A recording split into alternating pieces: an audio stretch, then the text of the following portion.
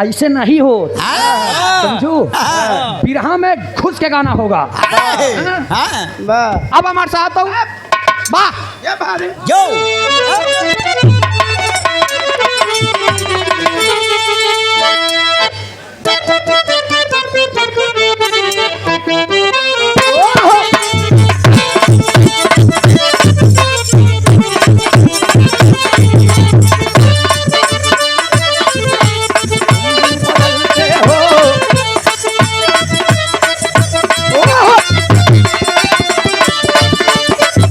तरह तुम भी बदल जाओगे।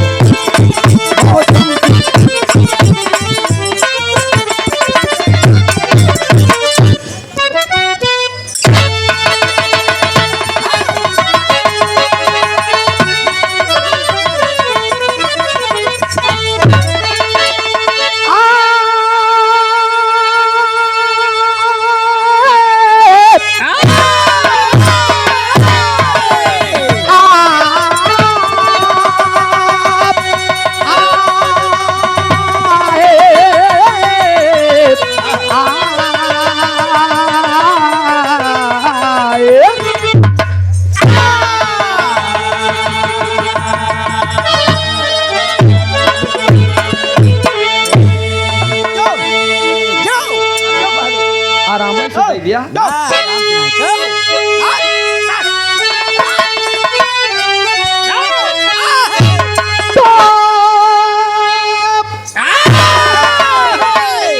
महाभारत की लड़ाई छिड़ी की समय अरे कान्हा को रंग दिखाना पड़ा। आज जन्मों की बात बताए, भूमि में युद्ध कराना पड़ा। वंश कन्हैया आहिर हो चले, दुर्योधन की बातें बताना पड़ा। जन्म की सुनो दास्तां, सुन के दुर्योधन को फिर अब झुकाना पड़ा।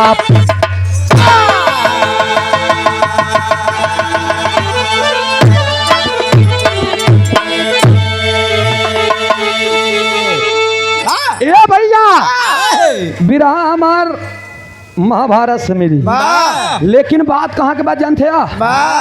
एक बार दुर्योधन पहले जन्म में, यानी तो महाभारत में, यानी द्वापर में ना, त्रेता में, पहले जन्म में एक भिखारी के रूप में थे।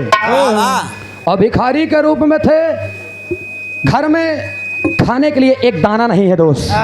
दर दर भटक रहे हैं, दर दर भटक रहे हैं। अरे बाबूजी, एक एक बात पर ध्यान देंगे। दर दर भटकते हुए एक बार माई बाबू गैन मांगे बरे, अब मांग के लैकियन पान का एक मुट्ठी, ये बस तनी से खिचड़ी और चावल और दाल। अब जब चावल दाल पायन लैन घरे बनायन, और जब बनायन तो हमें बुधन का भवा कव्वाली के टुकड़ा बताओ बा।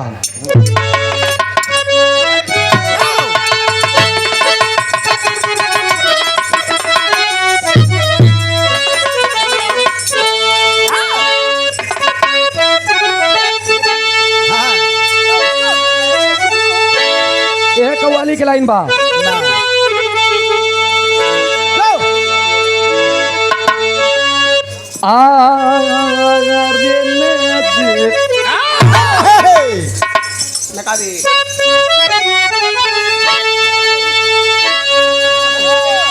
अरे नका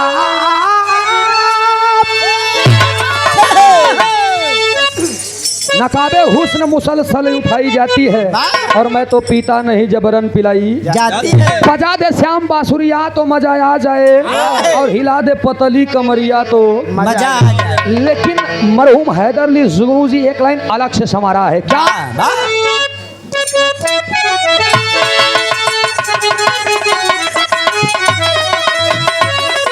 अरे हुसैन, अरे हुसैन,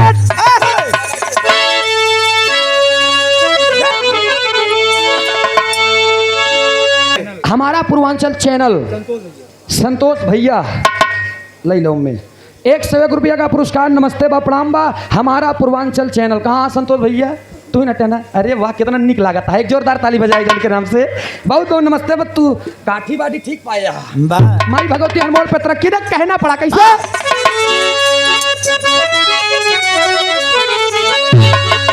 अरे हुसैन, अरे हुसैन तुझको जमाना सलाम करता है।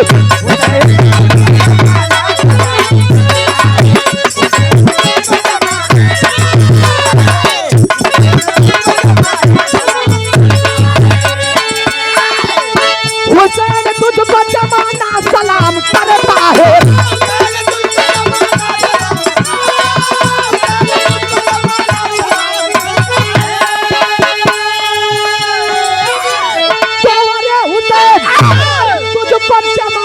सलाम करता है।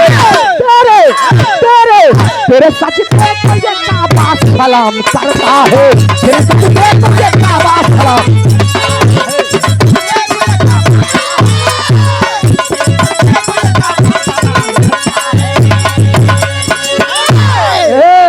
हुसैन तुझको जमाना सलाम करता है और तेरे सजदे को ये काबा सलाम करता है। लेकिन ये तो कव्वाली के भाव रहे, यही के भाव में बतावल गई कैसे मास्टर साहब।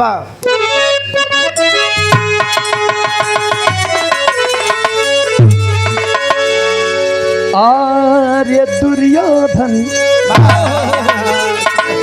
अरे एक दिन कुलपति और से सुनिएगा कुलपति की कहानी है।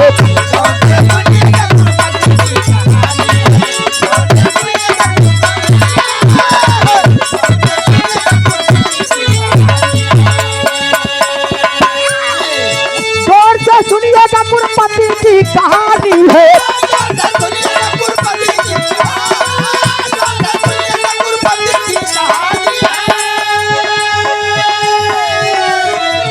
जोर से सुनिएगा कुलपति की कहानी है। सुन के आंखों में आता पानी है।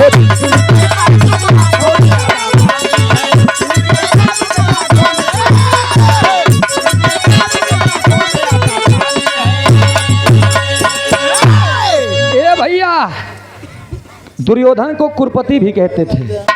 कुरपति छोटा सा बच्चा है, माई बाप भीख मांग के लइयन खिचड़ी बनाए देन, दाल और चावल मिलाई थी। और जब खिचड़ी बनाए देन तब तक इधर समझाई, इधर खिचड़ी बना दिए तब तक एक जोगी का रूप धारण करके भगवान श्री कन्हैया विष्णु जी आ गए। और जब विष्णु जी आए ना रूप धारण करके कहन भिक्षाम देहि, भिक्षाम देहि।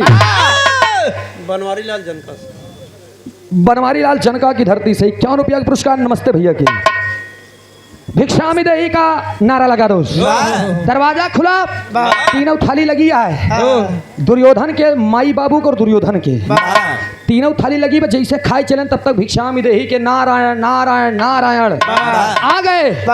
जब आइए दरवाजा खुला तो दोनों जने कहा था अरे स्वामी आप कैसे आना हुआ। अब जोगी पकड़ ले इस पे, अरे बाप रे बड़ी जोर से भूख लगी है, खाना थामने बाटे भोजन अगर दे देते तो मजा आ गया। अब दोनों प्राणी मन में सोचे लगे कि अगर हम एक दे दिए 4-5 दिन के बाद तो खुद ही पाए यही तो हम फिर लकलकाब, फिर 4-5 दिन न मिली तो हम मरी जाब। वहीं से तेज से डांटे कि तुम्हें लज्जा नहीं आती, शर्म नहीं है। अरे बाप रे बाप 4-5 दिन के बाद खुद ही हम तनिक पाए हैं, तीनों परानी हमारा लड़का भूखा मरत है। दादा रे दादा तू भिक्षा मांग कैसे दे हमारे पास के जब दूसरा दुआर देखा जब डांट दे ना, अरे बाप रे बाप रूप बदले हैं जोगी के भेष में, तुरंत वापस होना चाहते हैं। लेकिन छोटा सा बच्चा जाकर के जोगी बाबा के कपड़े को पकड़ लेता है और कहता है बाबा ए बाबा थाली लिया है हाथ में और थाली लटकी बा, खाना गिरे वाला बा। बाबा ए बाबा ये मेरे हिस्से का भोजन है, इसे आप ग्रहण कर लीजिए। आंख में आंसू आ गया विष्णु जी के और भोजन को उठा करके उनके सिर पे हाथ फेरते हुए उन्होंने कहा बेटा जा मेरे लाल तू राजा हो जा। बस इतना ही बात तो कहा भाई बहनों, जा मेरे लाल राज बन जा। तू ई जन्म में तो मान लो भिक्षा मांग मांग खाता, अगले जन्म में राजकुमार हो जा। अच्छा बेतनी बात कहें कवि जी, अरे बाप रे बाप, ये बात कह के वहां से चले आए। होत का बा एक नजम के भाव में बताओ गई।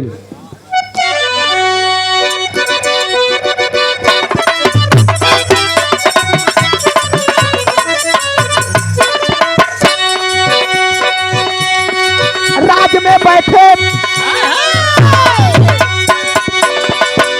अरे राज में बैठे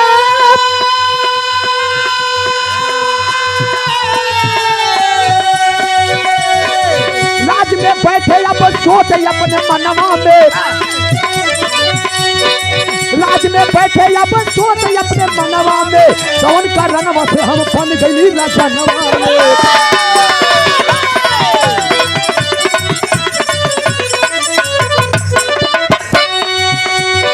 कुछ ही देर में मुरारी जी तब आए हैं, कुछ ही देर में मुरारी जी तब आए हैं, हाल समाचार सब ठीक से बताए हैं।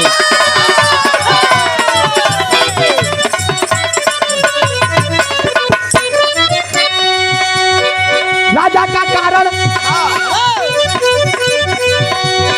राजा का कारण आज कान्हा तुम बताओ ना।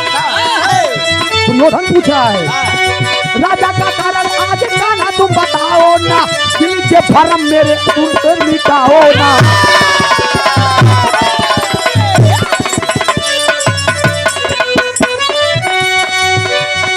बात ही बात में बातों पे बात छोड़ दिए,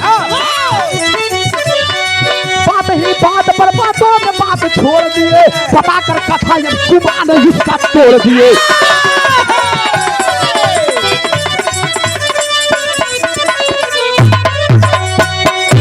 ए भैया, दुर्योधन के दुआरे चला गया एक बार कन्हैया जी। जब आए राजकुमार रूप में, कन्हैया जी के जब देखे तो दुर्योधन कहना, अरे आइए आइए मुरारी जी, आइए यदुकुल नंदन आइए। आयन कन्हैया जी बगली बैठे तो एक बात कहन कहन दुर्योधन, आपके जैसा राजकुमार मैंने न देखा न शायद कहूँ हो करी। स्वयं भगवान के मुख से अपनी बड़ाई सुन करके दुर्योधना के मन में घमंड आई है। जब घमंड आई है ना, तब दुर्योधन उठ के कहन, स्वामी कहन का कहना का जानता है राजकुमार आटी है, लेकिन एक बात हमारे दिल में खटकत बा। देखा घमंड देखा उठाए, कौन बात खटकत बा? कन्हैया जी कहन कौन बात खटकत बा? कहन प्रभु हमका बतावा कि हम राजकुमार कैसे होइए। वही सारी व्यथा बताए देन कन्हैया जी की ऐसी सी बात, या सब भिक्षा मांगत खात रहे पिछले जन्म एक दिन 4-5 दिन के बाद तू भोजन पाया। सब जने तोहरे माई बाबू रहन दुरियाई देन, तुहिन पकड़ के दई दे हमारे मुँह से निकलिए, जा बेटा तू राजा हो जा। बस वही बात है जो आप राजकुमार हो गए। अरे आए हम भीख मांग के खात रहे। देखा देखा दुर्योधन के, देखा हम भीख मांग के खात रहे। ये बात कन्हैया देखा वो बदल गया, स्वर सत्तम पे चला गया। कन्हैया अगर हम भीख मांग के खात रहे तो याद रखा 56 कोट हीरे के, 56 कोट हीरे के जब तक भोजन ना कराए दी देखा जान ले कि हमारा नाम कुरपति नहीं। मतलब कन्हैया जी क्या तू हिरेन के ऊपर बमक गया। अब हम आए रे कहते रे कहना ये पूरा गोकुलवासी पूरा मथुरा वासी के घसीट के न लिया, हमारा नाम दुर्योधन नहीं है। कन्हैया जी क्या फिर देखा लगी, अब लगता है याद बात। कन्हैया जी क्या देखा दुर्योधन प्यार से बोलोगे तो हम आई आप आई कहा घमंड में बोलोगे तो फिर तू का तोहार पूरी वंशज लग जाई। लेकिन हम आवई वाला कहन तू अगर ना आया तो हमार नाम दुर्योधन नहीं, तू नहीं तोरे पूरे वंशज के खींच के लाइयो 56 कोट हीरे के भोजन कराऊ। अगले जन्म में जैसी न मांगे रहा हो उहू कम हम अपने दुआरे बुलाए के भोजन कराऊ। खोद का बैकलाइन तर्ज लगे राम भवन यादव सिकंदरपुर बजहां। राम भवन यादव जी सिकंदरपुर बजहां। 100 रुपया का पुरस्कार। नमस्ते प्रणाम बा आशीर्वाद की चाबा। कहना पड़ा कैसे?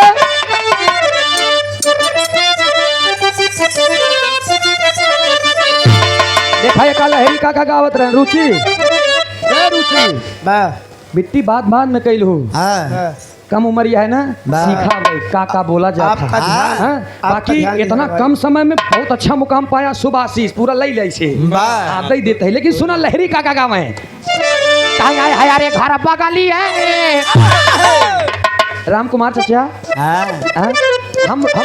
हम बन तो नहीं सकिन, न लालजी लहरी, न हैदर, न राम कैलाश दादा, वाह। लेकिन रूप सबके दिखाई दे। दिखाई लहरी का कवालिया खड़ा हो ऐसे कहा इश्क का बाम बनाकर जाम पर फेंका करूं, अरे इश्क का बाम बनाकर जाम पर फेंका करूं और खींच लूं तस्वीर तेरी रात दिन। देखा करूं। नयाना बुरा है, हाँ। नयाना बुरा है, न जाना बुरा है, हसीनों से दिल का लगाना भी है। जी चाहता है पकड़ लूं मैं दामन तेरा, मगर सोचता हूँ जमाना बुरा है। देखत यार ड्रोन वाले इनके हाँ। ड्रोन के चक्कर में सही सही मनई पिटाई जाता। हाँ। एक जान लिया वाह। कहीं करी ना ही लगा लेकिन कहीं लग जाता। लहरी का गाँव में कैसे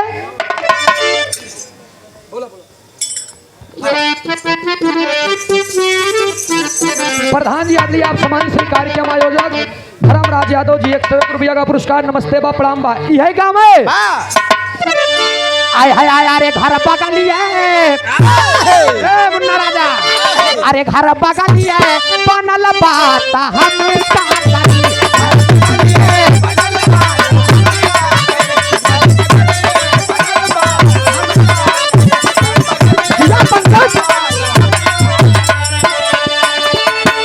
घर बदलिए बनल बात हम का करी।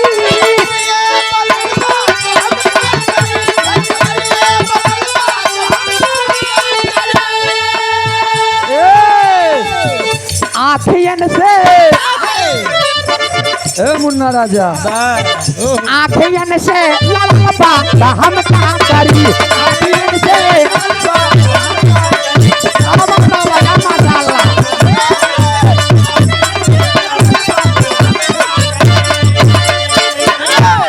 मौके मौके पे अच्छी बात दे देते हो बेटे। अब हमार साहब घर बगलिए बनल बात हम का करी, आँखियन से लड़ल बा तो हम का करी। लेकिन ही भाव में कन्हैया जी कहे का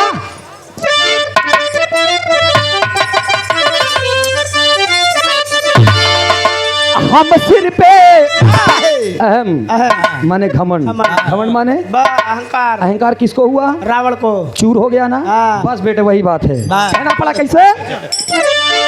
अरे हम सिर पे आ जाओ दादा पैसे पैसे दे अपना म्यूजिक प्रयागराज प्रोपाइटर महेंद्र दादा। हाँ सब जने एक दादा प्रोपाइटर महेंद्र दादा। हाँ प्रोपाइटर महेंद्र दादा अपना म्यूजिक प्रोपाइटर के अपना म्यूजिक के चैनल के प्रोपाइटर भैया हमरे। दादा। क्या बात है, कौनो बात नहीं बादा ई उम्र में तोहका बुजुर्गन वाला प्यार मिलत बहुत सम्मान मिलत ऐसी बढ़िया का हो सकत ना। लेकिन एक बात यह नौकन तोहका ध्यान न दे 101 रुपया का पुरस्कार। बहुत बहुत नमस्ते बा प्रणाम बा। लेकिन इनाम रखे वाले के हम बख्शीश देते ही शुक्रिया उन्होंने दे दी 11 रुपया।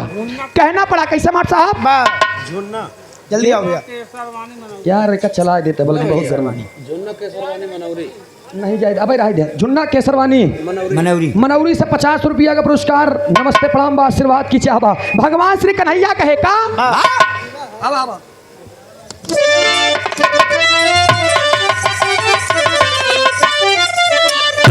अरे हम सिर पे चढ़ल बा सुधरे बान तू।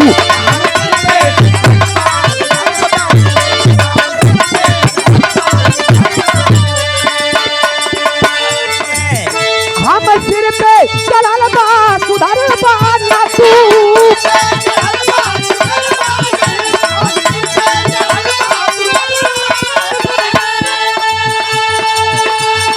आज ये सुधार बान तू। कद आगे बढ़ल बा सुधर बान तू।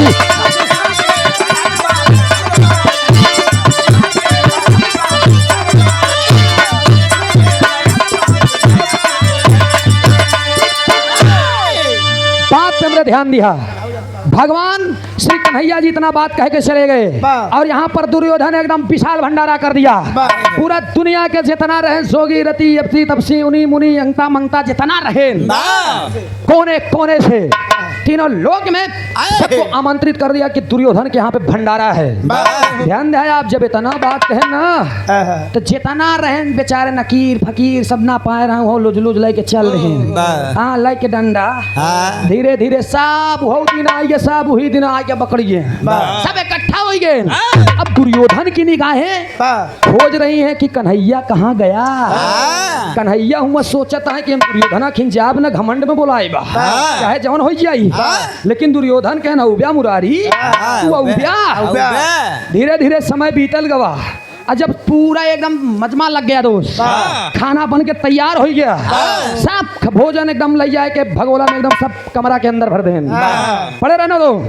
जब तक कन्हैया हिर नहीं आई जी भोजन चालू नहीं होगा। आवाज दे उनका। और जब इतना बात सुने ना कन्हैया जी अब मन में उनकी बेझत बा आगी बरत बा आगी सोचत है हम जाई देख ले देखी का हाल बा। भले से रूप ही बदले पड़ गया लेकिन जाब हाँ रूप बदल के भगवान श्री कन्हैया हुआ आयन। जब आयन तो होत का बात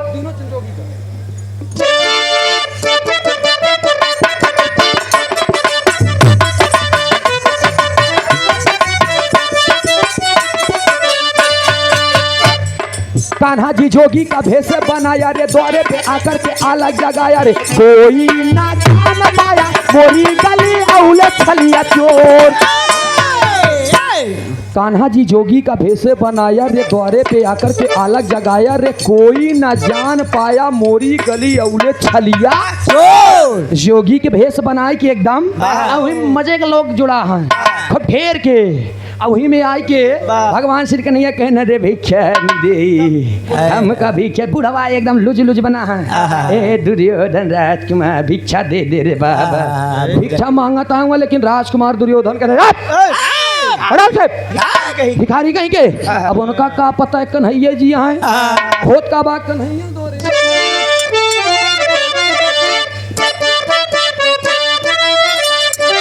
यह तरफ चलाइंदा अरे मैं तीना गुना गाई आयो अरे मोर गुइयो तरज के टोन रहे लेकिन कन्हैया द्वारे आए। भगवान श्री कन्हैया आए हैं, कन्हैया द्वारे आए बन के भिखारी कन्हैया द्वारे।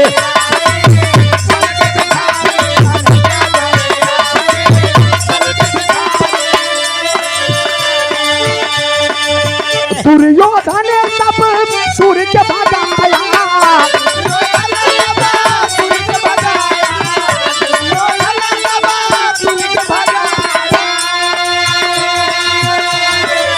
भूखे भिखारी को भोजन न कराया।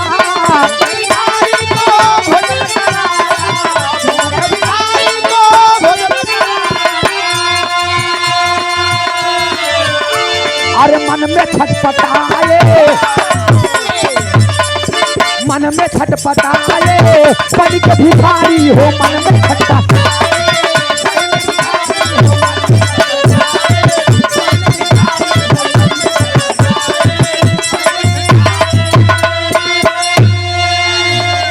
भगवान श्री कन्हैया जी अपने रूप में नहीं है लेकिन आज दुर्योधन बुलाए के दू जने की ले जाओ ये बुढ़ा पूरा एकदम मजमा खराब कर देगा, पूरा मेरा क्षमा बिगाड़ कर रख देगा, पकड़ के ले जाओ।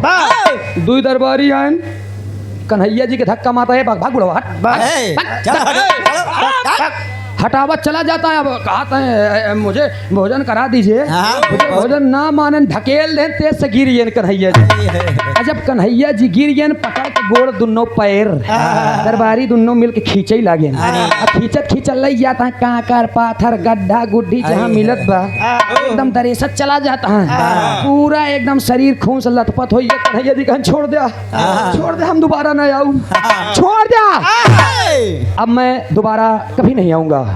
मानत नहीं यहाँ लेके जाता है कन्हैया जी बेहोश हो गए। जब बेहोश हो गए तो पापड़ के भाव बताओ गिल माट साहब।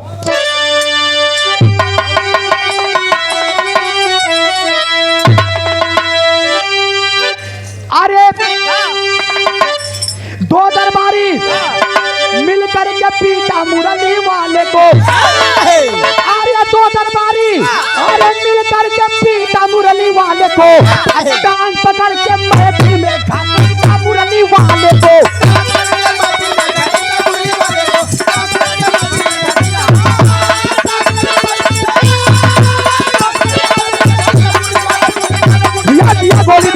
थे।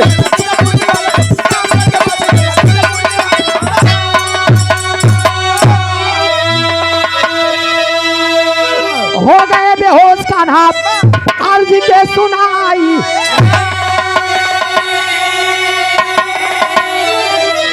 आया है जब होश उन्हें शिष्य के द्वार जाई।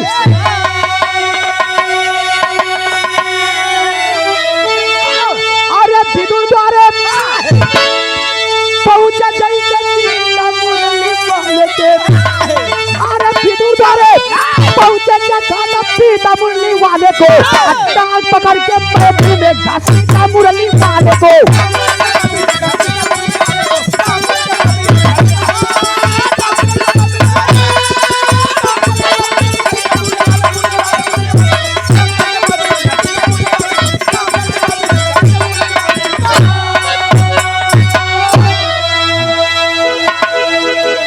भगवान श्री कन्हैया वहां से उठे और दोबारा उधर देखे नहीं। जान गए कि जा दुर्योधन तेरा घमंड तुझे ले डूबेगा।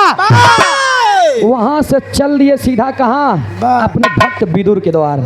अच्छा विदुर के द्वारे गए हैं तो उतनी समय विदुर धृतराष्ट्र के द्वार पे गए थे। और वहाँ गए हैं तो विदुर के मेहरारू के घरे में, विदुर के घरे में इतनी गरीबी रही, इतनी गरीबी रही बेनी भैया। सुनने वाले बिरहा प्रेमियों, उनके तन पे एक ही लुग, एक कई धोती रही, लेकिन इतनी गरीबी रही जब नहाई ला गई विदुर की धर्म पत्नी तो का पछाड़ के पहले धोए के डाल दे। इतनी गरीबी आजकल के लड़की न झेल पही रुचि, तो कहीं फलाने ढेर तैयार हैं आज। अब का समझता, लेकिन विदुर के धर्म पत्नी अपने पिया, अच्छा हो भला हो बुरा हो, मेरा पिया मेरा देवता है, सोचत है पहले वाले लोग। आप विदुर की धर्म पत्नी इतना बेकार स्थिति बा कि वह सड़िया फटी बदरे से चट्टी पट्टी लगा बा, दूसर कपड़ा चढ़ा बा, सिया बा। अच्छा, ये झूसी म्यूजिक के प्रोपाइटर आदरणीय हमारे चंद्रभान यादव मामा जी, नीबी की धरती से बहुत बहुत नमस्ते बा, प्रणाम बा, आशीर्वाद दे हम बच्चे कला में कामयाब रहे। वो की 15-20 पूर्वम बिरहा ना हो तो भाई ठीक बा। इतना मामा है, सब कहते हैं इनके मामा है, चाल चल दिए थे। बहुत बहुत नमस्ते बा, बहुत बहुत प्रणाम बा। लेकिन ए भैया, जैसे भगवान श्री कन्हैया गए दरवाजा को खटखटा दिए। जब दरवाजा खटखटाने कहे नारायण नारायण, अब अंदर से विदुर की धर्म पत्नी धोती उतार के पछाड़ के डाले बा। आवाज देती है, हेलो कौन कौन कौन? जब इतना बात कहें तब कन्हैया जी कहन, I am Kanhaiya, I am Kanhaiya. अंग्रेजी पढ़ावैये गए रहे भैया, वो बताएन जब अपन परिचय बताएन कि मैं कृष्ण। अरे इंसान दो प्रकार से, इंसान दो प्रकार से बेसुध होता है। या तो अगर सिर्फ एकदम गाज गिर पड़े ना बर्दाश्त हो, मुसीबत के भंडार टूट पड़े खुल जाए, तब वो बेसुध हो जाए तो पागल होकर टहरे लगा थे की। या तो फिर बहुत ज्यादा अत्यंत खुशी मिल जाए उसे, प्रसन्नता के कारण भी पागल हो जाते हैं। कनक कनक से 100 गुना मादिकता अधिकाय, जो पाए तो बौराए, जो खाए सो बौराए। कनक कनक दुई कनक होता है, एक धतूर कनक कहती एक सोनो कनक कहती। तो धतूर जे खाई वो बौराई जी, ये ज्यादा सोना पाई वो बौराई। एक ध्यान दिया बेनी भैया, विदुर के द्वार पे गए, दरवाजा खटखटा दिए। अंदर से मेहरारू जब सुने कन्हैया जी आई हैं, अरे बेसुध हो गई हो, भूल गई बेचारी कि हम नग्न है और कपड़ा डाले ही पछाड़ के। वैसे दौड़ती हुई दरवाजा के लगे सिटकिनी खोले, जैसे दरवाजा खोले भगवान श्री कन्हैया जी तुरंत अपने तन से पीताम्बर उठाकर उसके तन पे फेंक दिए। अंतरात्मा से भगवान श्री कन्हैया जान गए कि आ रही है मेरी शिष्या, मेरी भक्ति आ रही है। उतार के तन से पीताम्बर फेंक दिए और पूरा तन ढक गवा। आके चरणों में पड़े, प्रभु आप आए हैं, आल्हा के भाव बताओ गिलमाट साहब।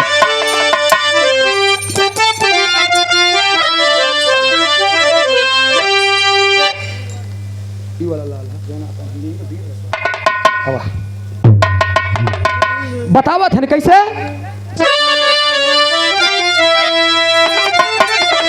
अरे तन पे पीताम्बर फेंके कुंवारा कन्हाई पंचो,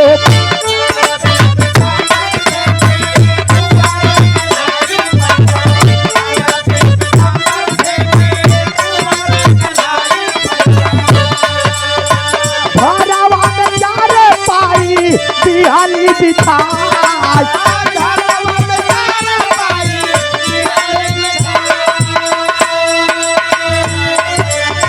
बेसुध होई गईले सुना विदुर किनारी बाबा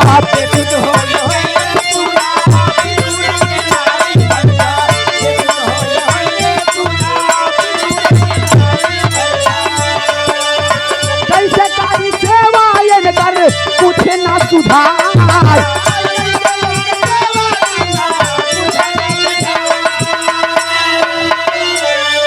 गौर करेंगे पंचो इधर आज विदुर की नारी सोच रही है आइए आइए प्रभु ले जाए कि अपने घरे में चारपाई गई दौड़ के लेके आए खींच खांच के गई से हेरत बा हेरत हेरत पाएगी चारपाई ले आए कितनी बेसुध हो गई है द्वार पे स्वयं भगवान आए हैं वही चारपाई जैसे हम तू बिछाई थी सीधा न वैसे नाई बिछावत है बेचारी चारों पावा ऊपर कह दी है जौन पे चट रहा तो ओकर नीचे कह दी है कहे प्रभु बैठा कन्हैया जी उसके मन की भावनाओं को समझते हुए गैन बीचे में बैठे इतना खुश है प्रभु सोचत है एक दुर्योधन के देख ले एक विदुर के देख ले और जब इतना के हेरत बा कहा पाई राम कहा खियाई देई कहा पाई हेरत हेरत हेरत हेरत जहाँ विदुर पूजा करते थे भगवान श्री विष्णु जी की तस्वीर थी वही तस्वीर एक लगे केला और 4 छठी अंगूर पायस लेके आए दौड़ के इतना बेसुध बा भगवान श्री कन्हैया के मुहनम डालत है लेकिन डालत कैसे बा छिलकवा निकार के मुहनम डाले जौन गुजवर है ओका इतना बेसुध बा खुशी के मारा अब भगवान श्री कन्हैया छिलकवा चबाए पर आया तब तक विदुर आई है जब विदुर आई गए देखी न बाप रे बाप जन्मों जन्मांतर बीत गया जिनकी सेवा करने में आज स्वयं भगवान मेरे द्वार पे आए हैं अरे अपने मेहरारू कहन पगलाएगी अरे दुआरे भगवान नहीं है तो उनका छिलका खियावतिया ये क्या बात है भगवान श्री कन्हैया डांट के कहते हैं विदुर 1 मिनट याद रखना मान के मकुनी अपमान की मेवा वही बात सिद्ध भाई कन्हैया जी के मान सम्मान से अगर तू मिट्टी खियाई दे वो अमृत के समान बा और अपमान कह के अगर तू हमका पनीर पूरी मेवा मिष्ठान खियावा तो हमारे लिए मिट्टी के समान बा वो बात भगवान श्री कन्हैया हुआ बताएं तब भाई से कहावत चालू है कि मान के मकुनी अपमान के मेवा इतनी बात कह के उधर देखा बात सुना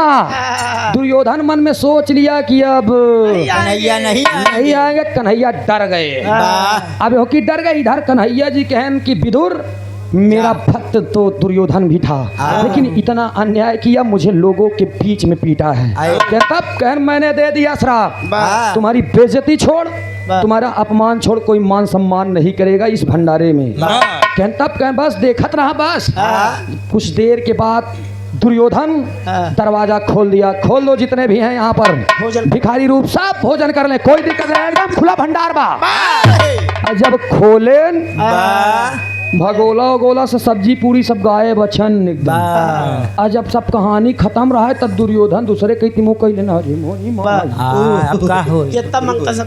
जितना अंगता मंगता है उन्होंने सब ले ले के ठाठी हमका दे जब तोरे खियावे की नहीं रहा हमारे कई तीजी अंगुरिया तो का हम माघ मेले में पेट भर दे मोटाई हो गया फ्री के पूरी खियाऊ ए भैया कि दुर्योधन के सब ताना मारे लगे जेकरे बोले सहूर नहीं रहूं कह जब तोरे सहूर नहीं रहन जब तोरे पास नहीं क्षमता रहन त काहे तना जने के बोलाइले बिना मतलब के बेफोटक वाली बात करत है सब जैसे दुतिया गए तब दुर्योधन के होश आए कि बाप रे बाप ये पूरी माया यदकुल शिरोमणि यदकुल नंदन मुकुंद कुंद से मुरली मनोहर जी का था घमंड भी टूट गया वहां पर कहावतों पेश भैया इधर विदुर की नारी भी कई दिन से सेवा करते करते विदुर और विदुर की अर्धांगिनी भी साक्षात दर्शन पा गए ही समार विवाह खत्म छाप में कहना पड़ा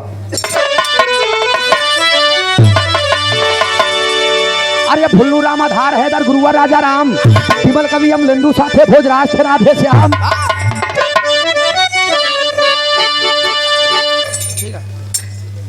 अरे भवन वो छोड़ के आए कान्हा जी अरे भवनवा छोड़ के आए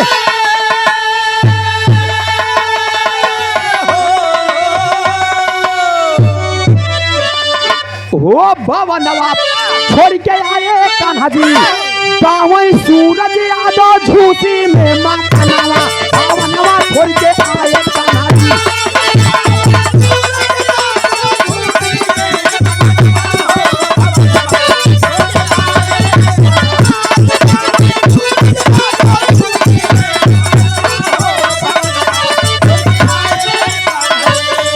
अरे ले जाएंगे दिलवाली दुल्हनिया ले जाएंगे।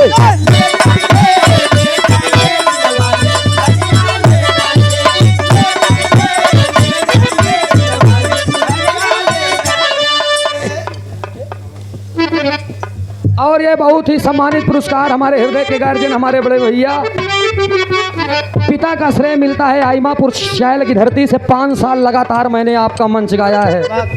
अवध भैया की तरफ से विराज जगत की कोई हस्ती नहीं बाकी रही जिनसे आप लोगों ने मुझे ना भिड़ाया हो।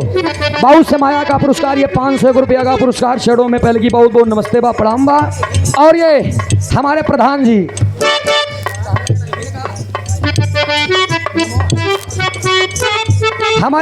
आदरणीय आप सम्मानित श्री हरि प्रसाद जी कहाँ से? बल्लोपुर की धरती से